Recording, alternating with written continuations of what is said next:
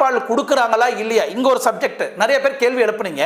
அந்த குழந்தையை இன்னொரு வீட்டுல இருந்து தத்து எடுத்து அந்த குழந்தையை வளர்க்குறாங்க, அவங்களுக்கு வாடகை தாய்க்கு ரெண்ட் கொடுத்துட்றாங்க. பெத்த தாய் அந்த குழந்தைக்கு அவங்க தான் பால் கொடுக்கணும் இல்லைங்களா? ஆனா அந்த இடத்துல ஷீலா அந்த குழந்தைக்கு பால் கொடுக்குறா. அப்போ இதை நான் நிறைய பேர் கேள்வி எழுப்பியிருந்தாங்க. இந்த கேள்வி நான் கேட்கும் போது அவங்கவுங்க வாயை முடிக்கிறாங்க. அப்ப ஷீலாவுக்கு அந்த குழந்தைக்கு, பிஞ்சு குழந்தைக்கு பால் கொடுக்கும்போது ஒரு தாய்க்கு எப்படி பால் சுரக்கும்? தத்தெடுத்த குழந்தைய ஷீலா பால் கொடுக்குறானா அவளுக்கு எப்படி பால் சுரக்கும் அப்படின்றத நான் கேள்வியே எழுப்புறேன். இது நான் பார்க்கல, தயவு செய்து தப்பா எடுத்துக்காதீங்க.